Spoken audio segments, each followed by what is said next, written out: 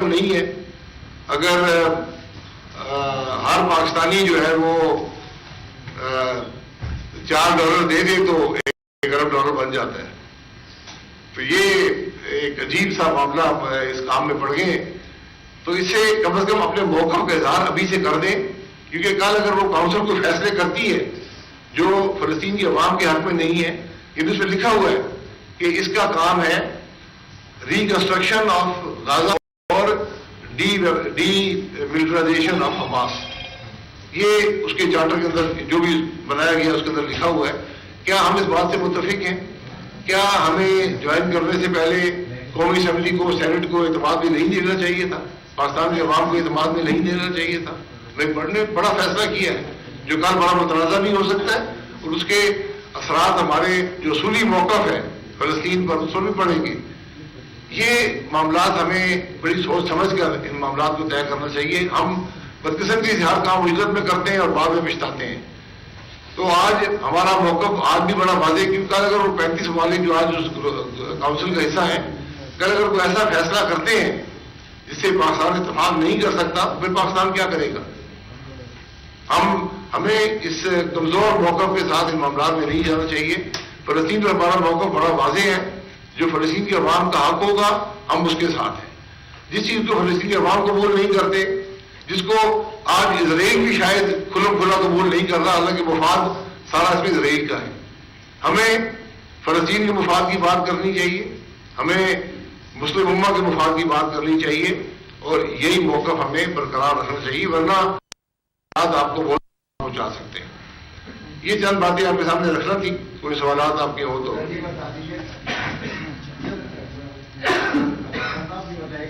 کراچی سب کو دیتا ہے, کوئی دوسرے صوبوں میں ہو تو کراچی کی عوام سب سے پہلے ہوتی ہے. اتنا بڑا سامنے ہو گیا, وفاق سے کوئی نہیں آیا, اور محمد فاؤنڈیشن کے سربراہ اور کہ سلمان اقبال صاحب نے 5 ارب روپے قرضہ دینے کا کہا, جبکہ نہ وفاق کا وفاق سے کوئی آیا تک نہیں. یہاں پہ تو کیسے اقدام دیکھتے ہیں محمد سلمان صاحب کا, ان کی دادتی کیسے ہوگی, مسئلہ کیا, مسئلے کا حل کیا ہے؟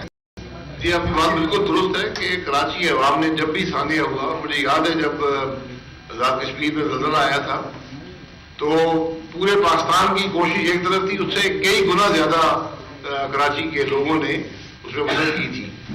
آج بھی کراچی اپنے مسائل خود حل کرنے کی صلاحیت رکھتا ہے, لیکن اس کا یہ مطلب نہیں ہے کہ نہ صوبائی حکومت وہاں پر ٹھیک طرح سے کام کرے, جس کی سب سے بڑی ذمہ داری بنتی ہے, نہ بلدیاتی حکومت کام کرے, اور وفاق بھی نہ آئے.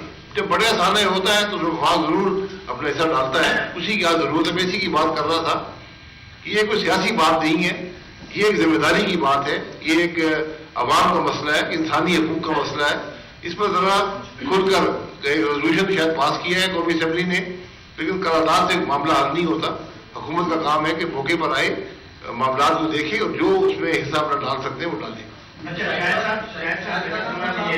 آپ نے وفاق والی بات کر لی, ٹھیک ہے, بالکل درست بات ہے. اس ملک میں ایک اور نئی مہم بھی چل پڑی ہے, اس کی بھی بات ہوتی ہے کہ ملک کے مسئلوں کا حل یہ بنائے جائیں.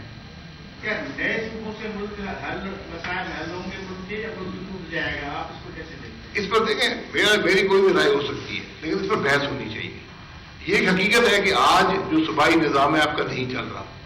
صوبائی حکومت کی کیا ذمہ داریاں ہوتی ہیں؟ تعلیم, کیا تعلیم کا نظام میں بہتر ہوا ہے؟ صحت, کیا صحت کا نظام بہتر ہوا ہے؟ صحت کا نظام ہم پلاسٹک کے کارڈ سے حل کرتے ہیں. یہ کبھی کوئی صحت کارڈ بانٹ رہا ہوتا ہے, کبھی کوئی انصاف کارڈ بانٹ رہا ہوتا ہے, کوئی کیا کر رہا ہوتا ہے. پلاسٹک کے کارڈ سے صحت کا مسئلہ حل نہیں ہوتا. پولیس کا نظام صوبے کی ذمہ داری ہے. کیا پاکستان میں پولیس کا نظام چل رہا ہے؟ آج پاکستان کے جو شہری ہیں وہ اگر کسی چیز سے خوفزدہ ہے تو اس ملک کی پولیس سے خوفزدہ ہے. یہ کامیابی ہے. کیا گورننس کا نظام عوام کے مسائل حل کر رہا ہے؟ کیا پاکستان میں تمام صوبوں کو لے لیں, کیا گورننس آج مل رہی ہے پاکستان کے عوام کو؟ کیا ان کی زندگی آسان کی ہے حکومت نے؟ آج تو ایک حکمرانی کا رویہ پورے پاکستان کے اندر ہے کہ آج جو آپ کے خادم ہونے چاہیے, جو آپ کے لیے کام کرنے وہ آپ پاکستان آج حکمران بن کے بیٹھے ہیں. آخری بات جو صوبائی حکومت ڈیولپمنٹ کرتی ہے، وفاق سارے پیسے کما کر 18ویں ترمیم کے ماتحت وہ صوبوں کو دے دیتا ہے فی کس کے حساب سے، اور پھر صوبائی حکومتیں ان کو خرچ کرتی ہیں، تو کوئی قدغن نہیں، کوئی قید نہیں ہے۔ صوبائی حکومت کا نظام آج پاکستان میں کیا ہے کہ جو چیف منسٹر کے منہ سے بات نکلتی ہے وہ ڈائریکٹو بن جاتی ہے، اس کو نہیں دیکھا جاتا کہ اس سے عوام کو فائدہ ہے یا نقصان ہے، اس پر عمل درآمد ہو جاتا ہے۔ یہ کون سا نظام ہے؟ کون سی دنیا کے ملک میں یہ نظام چلتا ہے کہ ایک شخص جو مرضی خربوں روپے جہاں مرضی چاہے خرچ کر، جو مرضی گورنمنٹ کی ڈپارٹمنٹ کر دے، کسی قانون پر اس کا عمل دخل نہیں ہے، وہ افسران کو ڈائریکٹر سمجھتے ہیں، ڈائریکٹر ریکارڈ کیا جاتا ہے اور امپلیمنٹیشن شروع ہو جاتی ہے۔ تو یہ صوبائی حکومتوں کا نظام مکمل طور پہ ناکام ہو گیا، اس کو ریفارم کرنے کی ضرورت ہے۔ پاکستان کو اصلاحات کی ضرورت ہے، بے پناہ اصلاحات کی۔ ہر نظام ناکام ہے، ہر نظام کی بھی اصلاحات کی ضرورت ہے، تو اس میں اب بحث ہونی چاہیے، ہر چیز بحث سے طے ہوتی ہے۔ آپ کو نئے صوبے بنانے، ان صوبوں کے اندر جو اختیارات ہیں ان کی مقامی سطح پر ان کو دینا ہے، کیا کرنا ہے، یہ آج ڈیبیٹ چاہیے۔ اس پر یہ کہہ دینا کہ وفاق کے حوالے کر دیا جائے، یہ مناسب بات نہیں ہے۔ جب آگ لگتی ہے تو ہم دیکھتے ہیں کہ بہت سارے لوگ جو ہے اس پر ہاتھ سینکنے آ جاتے ہیں، اس سے پہلے نہ کوئی حکمت عملی آتی ہے، نہ کوئی مطالبہ کیا جاتا ہے۔ اس وقت بات کی جا رہی ہے تعلیم تشدد کو رول بیک کر دیا جائے، دوسری طرف بات کری جا رہی ہے نئے صوبے بنا دیے جائے، ایک طرف بات کی جا رہی ہے کراچی کو وفاق کے حوالے کر دیا جائے۔ آپ کا کیا مطالبہ ہے اور آپ کیا سمجھتے ہیں کہ کراچی کی بہتری آپ نے کس حکمت عملی کے تحت بہتر ہو سکتا ہے؟ دیکھیے یہ سب باتیں جو ہیں جو آپ نے کی ہیں، یہ اس بات کی نشاندہی کرتی ہے کہ ہمارا نظام ناکام ہو گیا۔ جو نظام بھی ملک کے اندر ہے آج وہ نہیں چل رہا، عوام کے جو مفاد ہے اس کو نہیں سامنے رکھا جاتا۔ آپ قومی اسمبلی کے پچھلے دور نہ جائیں، پچھلے 5 سال لے لیں، جو قوانین انہوں نے پاس کیے، کیا اس میں عوام کا کوئی ذکر بھی ہے کہ عوام کا کوئی مفاد اس کے اندر ہے؟ اب اس میں میری رائے سے فرق نہیں پڑتا، اس پر آپ کو ایک بحث کرنی پڑے گی، ایک ڈائلاگ ہوگا، ایک ڈیبیٹ ہوگی پورے ملک کے اندر کہ ہمارا گورننس کا نظام ناکام ہو گیا، ہم کیسے اس کو بہتر بنائیں گے۔ اس بات کی ضرورت ہے۔ اس میں اگر آپ مجھ سے رائے پوچھیں گے میں تو رائے دینے کو تیار ہوں، لیکن آج خرابی کیوں ہے؟ کیونکہ آپ عوام کے جو وسائل ہیں وہ ان تک منتقل نہیں کر رہے۔ آج آپ وسائل اپنی مرضی کے مطابق استعمال کرتے ہیں۔ تو اگر کراچی میں سڑکیں نہیں بن رہی، کراچی کی آبادی کے تناسب سے کراچی کو پیسہ ملتا ہے، سندھ کو جو پیسہ آتا ہے کراچی کو ملتا ہے، باقی سندھ کے علاقوں کو ملتا ہے، اور اس پر پیسے خرچ کیے جاتے ہیں۔ کیا وہ پیسہ منصفانہ طور پر تقسیم ہو رہا ہے؟ کیا اس کے اثرات عوام تک پہنچ رہے ہیں؟ آپ کراچی کی سڑکیں دیکھ لیں، آپ کراچی میں پانی کا ذکر کیا، باقی سب باتیں چھوڑ دیں، صرف ایک پانی کے مسئلے کو حل کر دیں۔ کیا یہ ناممکن بات ہے کہ ہم کراچی میں پانی کا مسئلہ بھی حل نہیں کر سکتے جو ایک بنیادی ضرورت ہے؟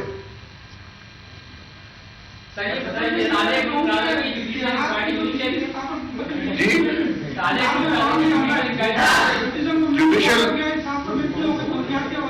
جوڈیشل انکوائری کا مسئلہ یہ ہے کہ عوام کا اعتماد اس ملک میں جوڈیشری سے اٹھ گیا۔ یہ ترمیم جو آپ نے کی ہے اس کے بعد کوئی شخص بھی نہ عدل کا نظام رہا ہے نہ انصاف کا نظام ملک کے اندر رہا ہے۔ جوڈیشل انکوائریاں ماضی میں بہت ہوئی ہیں، جوڈیشل انکوائریاں ان سے کیا ملا ہے؟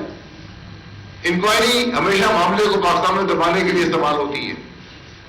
عوام کے سامنے حقائق رکھنے کی ضرورت ہے، اور اس میں ٹائم فریم مقرر 3 دن 5 دن میں یہ بتائیں عوام کو کہ اس بلڈنگ کے اندر کیا خرابیاں تھیں، کون سے محکمے کی ناکامی ہے، فائر بریگیڈ نے کیا کیا، پولیس نے کیا کیا، اور جب یہ معاملہ ہوگا اس کے بعد بلدیہ نے کیا کیا، صوبائی حکومت نے کیا کیا، وفاقی حکومت نے کیا کیا، پھر جا کر آپ کو مستقبل کے لیے کم از کم ایک بہتر راستہ ملے گا۔ اچھا سر، یہ بتائیں کہ ہماری بدقسمتی رہی ہے کہ ہر دور کی حکومت جو ہے کوئی بھی سامنے آتا ہے اس کے بعد جو ہے مذہبی بیانات اور جو ادارے اس کے بعد کچھ امداد کے اعلانات کیے جاتے ہیں۔ اداروں کا سسٹم بہتر کرنے کے بجائے کیا یہی حل ہے کہ ادارے افسوس مذہبی بیانات اور کچھ لوگوں کو دیکھ کر اور سمجھ کیا جاتا ہے؟ نہیں، ایسے یہی ہوتا تھا، روایتی بات تو یہی ہے، لیکن حل کیا ہے؟ حل یہ ہے کہ آپ اختیارات اور وسائل مقامی سطح پر آپ ان کو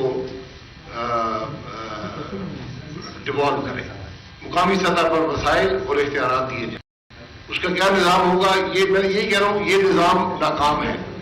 آپ نے نظام کو بدلنا ہے، اور نظام کی بنیاد یہ ہے کہ مقامی سطح پر اختیارات ہوں. میں لوکل گورنمنٹ کی بات نہیں کر رہا، میں یہ بات کر رہا ہوں کہ آج آپ ڈیولپمنٹ کو دیکھ لیں، ملک کے اندر 40, 45, 50% سے زیادہ کرپشن ہو گئی ہے ڈیولپمنٹ کے کاموں میں.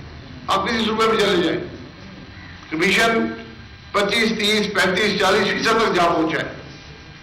تو یہ بڑی سوچ سمجھ سے آپ نے ایک نظام کو بدلنے کی جو بات کرنی ہے، آپ نے بڑی سوچ سمجھ کر کرنی ہے، اور اس میں ایک سیر حاصل بحث پورے ملک کے اندر ڈائلاگ کریٹ ہونا چاہیے.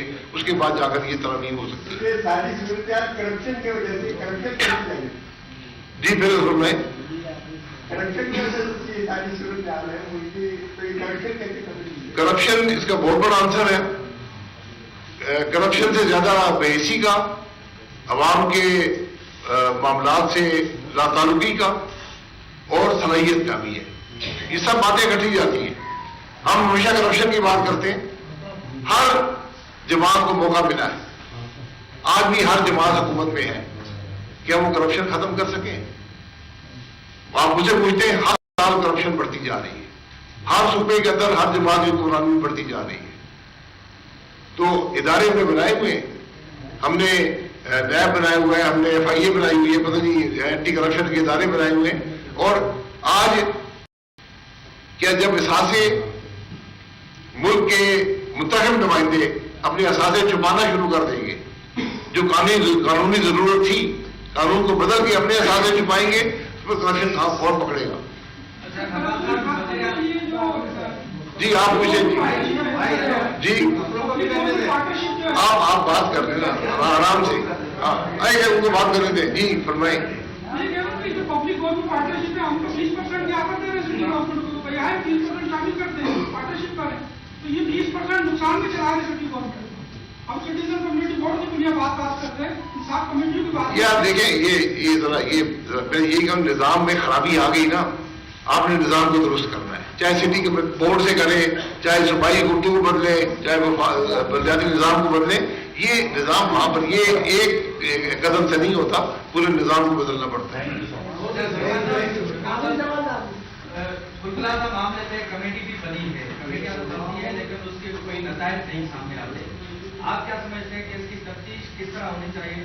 اور دوسرا آپ نے کہا کہ اثاثہ جات کا معاملہ جو ہے، اگر یہ قانون پاس ہو گیا تو آپ کی جماعت کیا کرے گی؟ یہ قانون پاس ہو چکا ہے، ہو گیا ہے. میں تو آپ ابھی کہہ رہا ہوں اس کو ختم کریں، بلکہ آپ کو اپنے ٹیکس ریکارڈ بھی جو عوام کے منتخب نمائندے ہیں ان کو اپنی آمدن، اپنے اخراجات عوام کے سامنے رکھنے کی ضرورت ہے، تاکہ عوام کو پتہ چلے کہ میں جس کو ووٹ دیتا ہوں وہ اپنے معاملات، ذاتی معاملات کیسے چلا رہے ہیں. اگر میری اخراجات ہیں اور آمدن نہیں ہے، جو کہ پاکستان کے اکثر لوگوں کا یہ حال ہے، خاص طور پر جو اسمبلی میں بیٹھے ہیں، اخراجات بے بڑا ہے، آمدن نہیں ہے، ٹیکس ادا نہیں کرتے، تو کرپشن کرتے رہتے ہیں. جو لوگ کرپشن کے روکنے کی جن کی ذمہ داری ہے، جو قانون بناتے ہیں، ان کے گھر کے اپنے معاملات ٹھیک نہیں ہیں، وہ آج اپنے سازوں کو چھپا رہے ہیں، پھر کیسے معاملات درست ہوں گے؟ Thank you doctor.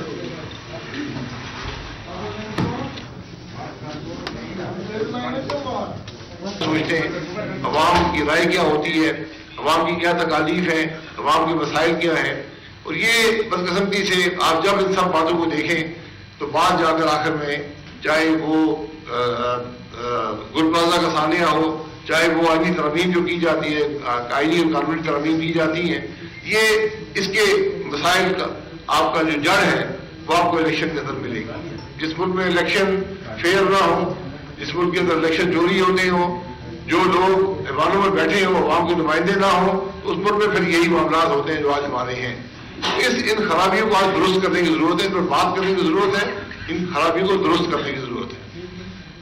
آخر میں بات کر دیتا ہوں جو غازہ کاؤنسل آف پیس کی بات ہے، اس میں پھر میں یہ کہوں گا کہ ہم نے پھر بھی شاید اجرت سے یہ کام کیا ہے.